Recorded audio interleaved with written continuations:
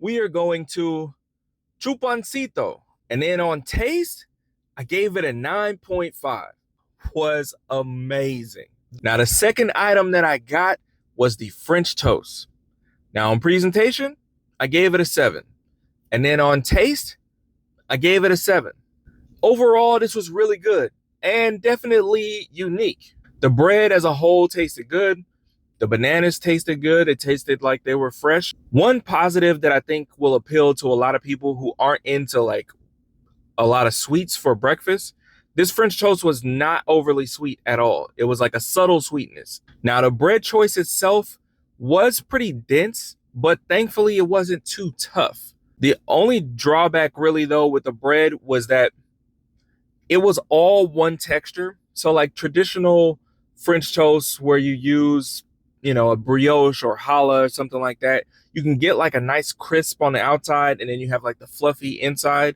This bread wasn't that at all in either case. There was no crisp to it and there was no fluffiness to it. So it was flavorful, but it just couldn't achieve that like upper echelon tier of French toast. Now, my total for this order was $37.72. Now, on service, I gave it a score of 6. Now, this is one of those places where you order first and then you sit down and they bring you your food. I would say within the structure of how this restaurant works, they did a good job.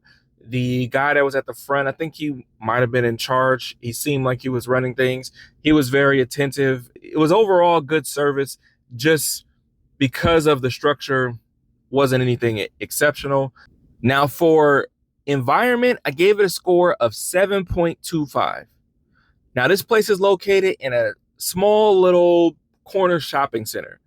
And as typical with that type of location, you typically have a smaller space to work with. And in this case, that was definitely the case.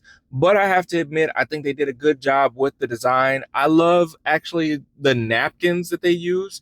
I think the overall ambiance on the place really sets the vibe of like an authentic Mexican cuisine. And it definitely had a strong neighborhood feel. Now, for menu, I gave it a score of 4.5. Now, I have to say this menu is below average in terms of a typical breakfast place.